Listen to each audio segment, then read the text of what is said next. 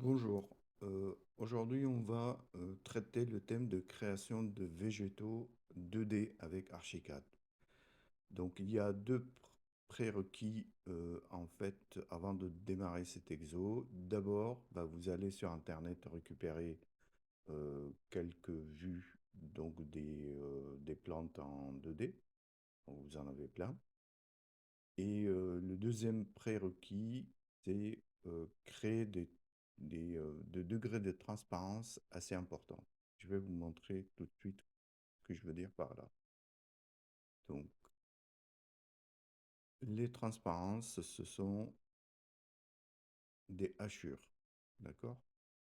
Donc, vous avez par défaut, donc avec Archicad, vous avez des aplats à 100%, vous avez des aplats 50% et si ma mémoire est bonne, c'est 25% également. Bon, bref. En tout cas, toutes les valeurs entre, par exemple, 0,5 et 100%, vous devez les compléter. Donc, ce qui va vous donner des rapports de transparence qui sont assez intéressants jusqu'à ce que vous arrivez à 100%, auquel cas, cet élément masquerait complètement l'élément qui est à l'arrière-plan. Donc ça, c'est important pour pouvoir jouer un petit peu sur la transparence et l'imbrication, on va dire, des couleurs sur vos plantes de masse. Donc, je vous mets en fond un petit plan de masse qui a été fait à la main. Donc, c'est un extrait d'un livre dont on va s'inspirer pour notre représentation des végétaux 2D. Une fois que vous avez récupéré donc vos images d'Internet et vous les avez mis avec l'outil figure à l'arrière-plan, bien sûr dans la feuille de travail sur laquelle vous travaillez actuellement. Surtout ne mettez jamais rien, pour l'instant en tout cas, dans les niveaux, hein. Ce n'est pas fait pour. Donc vous avez des feuilles de travail pour ça. Donc une fois que vous avez votre collection, donc là vous allez commencer à calquer. Donc on va prendre, allez, on va dire euh, une plante toute simple et on va essayer de la calquer ensemble.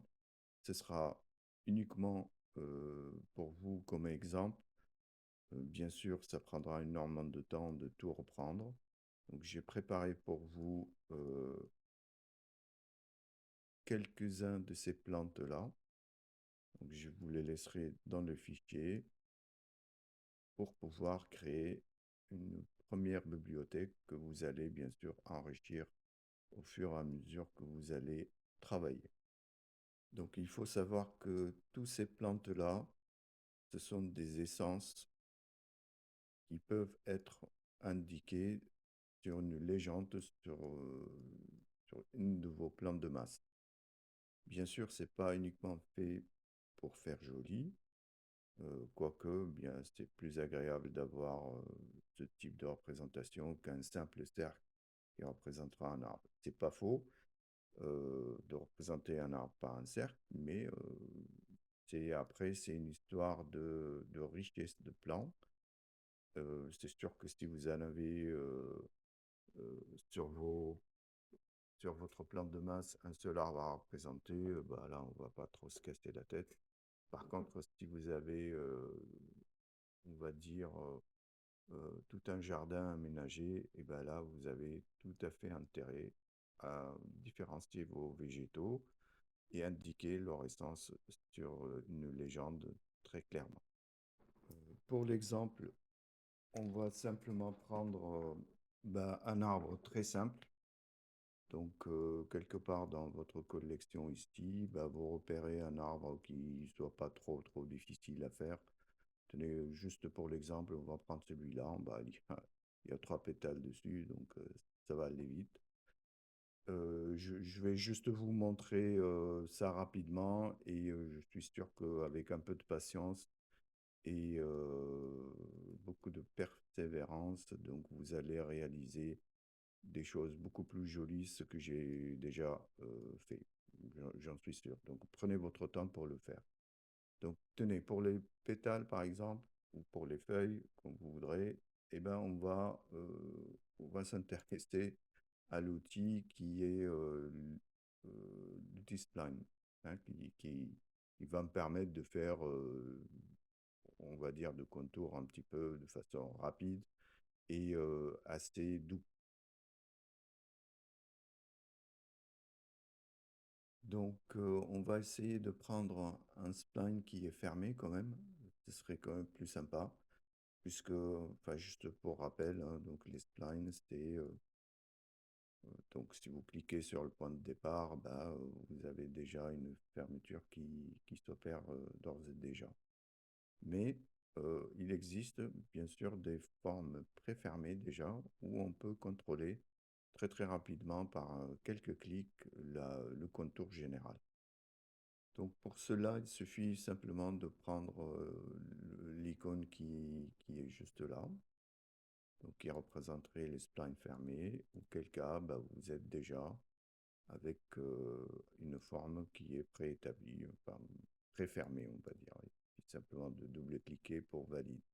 Donc ce qu'on va faire ici, c'est simplement essayer de faire ça de façon assez rapide.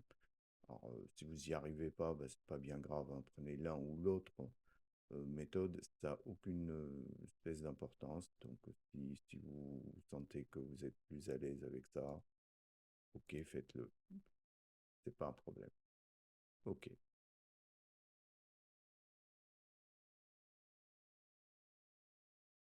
ok. Donc, pour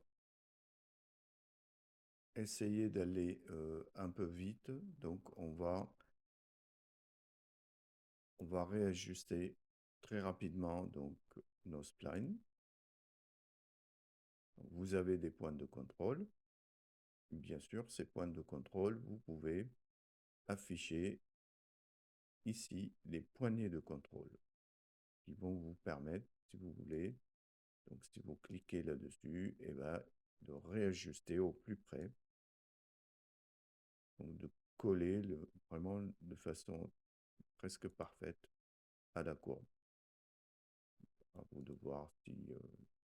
voilà. Bon, grosso modo, sans trop de perdre du temps là-dessus, l'idée étant vraiment de coller le plus possible à la courbe. Donc ici, il faut juste rabattre ça.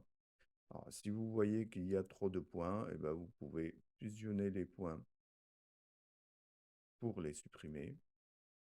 Et pourquoi pas, donc, essayer de jouer avec le moins de points possible en étirant, bien sûr, sur le poignet de contrôle que vous avez ici. Là, pareil, peut-être je pourrais fusionner ces deux-là. Donc, l'idée vraiment, c'est de mettre le moins de points possible pour pouvoir générer cette forme-là.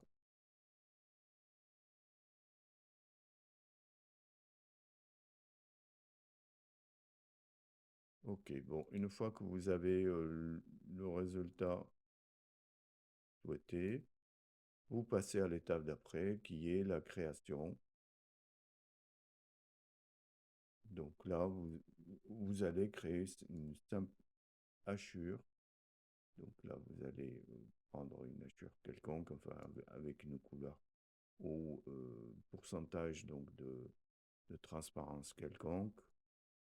Voilà, donc vous avez créé votre première pétale. Ok, celle-là est faite. Bien sûr, les autres, c'est pareil. Je ne veux pas, je veux pas tous les faire parce que ça va être trop long. Allez, on va faire juste une qui est ici et après on s'arrête là. Ben, vous avez compris l'idée. Donc ici, je vais prendre, voilà, si j'ai,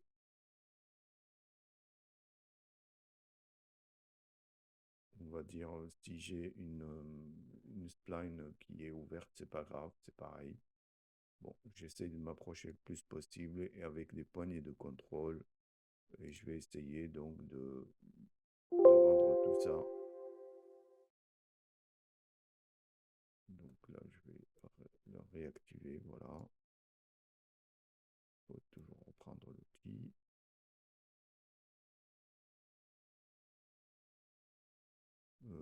Ces deux-là sont trop proches. Bon, enfin, qu'importe, c'est pas grave. Donc l'idée, elle est là. Donc une fois que c'est terminé, bah, baguette magique, c'est-à-dire la barre d'espace appuyée, et vous avez la deuxième pétale qui est créée. Donc une fois que vous avez terminé le travail, donc vous allez sélectionner en appuyant sur majuscule, le Shift, vous déplacez un petit peu votre travail. Donc tout ce qui est spline, ça vous pouvez d'ores et déjà le supprimer. On n'en a plus besoin. Donc là, vous avez une représentation qui est assez fidèle de ça. Alors bien sûr, vous pouvez modifier les coloris. Vous pouvez prendre des valeurs, des couleurs différentes, etc. Là, là j'ai pris 50%, on peut prendre par exemple 75%.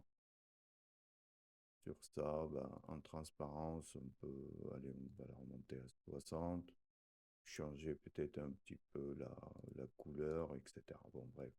En tout cas, vous avez toute l'attitude de changer ou modifier les couleurs euh, avant de créer votre symbole. Justement, on y arrive. Donc, admettons que ce soit l'arbuste ou l'arbre que j'aimerais créer et mettre dans la bibliothèque. Maintenant, je vais passer à l'étape qui me permettrait donc de créer le symbole et le placer dans la bibliothèque. Justement, c'est ce qu'on va voir ensemble. Donc, vous allez dans le menu Fichier, Bibliothèque et Objets, et vous allez créer un simple objet. Donc ici, enregistrer sélection comme objet. Donc, vous le renommez, vous lui donnez un nom, je sais pas,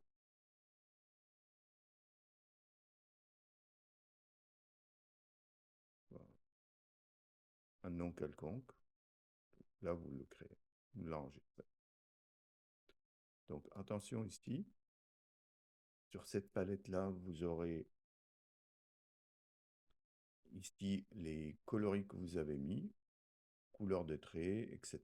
Enfin, tout ce que vous avez mis ici comme un plat, ça peut être des dégradés de transparence, et ben ça va apparaître ici, dans cette palette-là. Et notamment le degré de transparence que j'ai utilisé, 75%, 60%, etc. OK? Donc, ce qui est très intéressant ici, puisque plus tard, bah, vous pouvez créer des variations de cet objet. C'est ce qu'on va voir tout de suite. Donc là, je valide pour la création de l'objet. Et aussitôt, donc, je vais aller dans la bibliothèque. Ça va être dans la bibliothèque emboîtée, c'est celui-là. Donc, je vais prendre une sélection par le centre, par exemple, et je vais en mettre une ici. Admettons que je veuille créer une variation de cette plante-là avec des coloris différentes.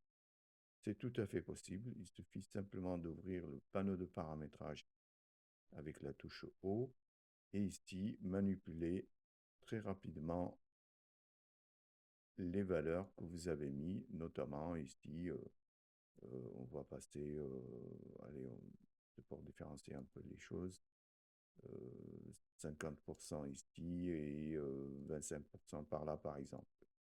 Donc vous voyez que celle-là est beaucoup plus claire que celle-ci. De même, vous pouvez faire varier évidemment les couleurs des stylos. Donc, vous ne voulez pas en avoir, mettez des pointillés par exemple, ou carrément des coloris qui peuvent être différentes. Je vais prendre deux couleurs. Voilà, c'est le même symbole avec deux variations différentes. Donc, ce n'est pas la peine de créer un symbole qui soit en vert, en jaune, etc.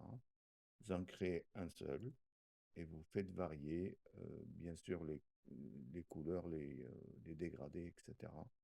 à souhait. Donc, dans ce fichier, je vous ai préparé quelques plantes que j'ai calquées moi-même. Donc, Voilà quelques variations.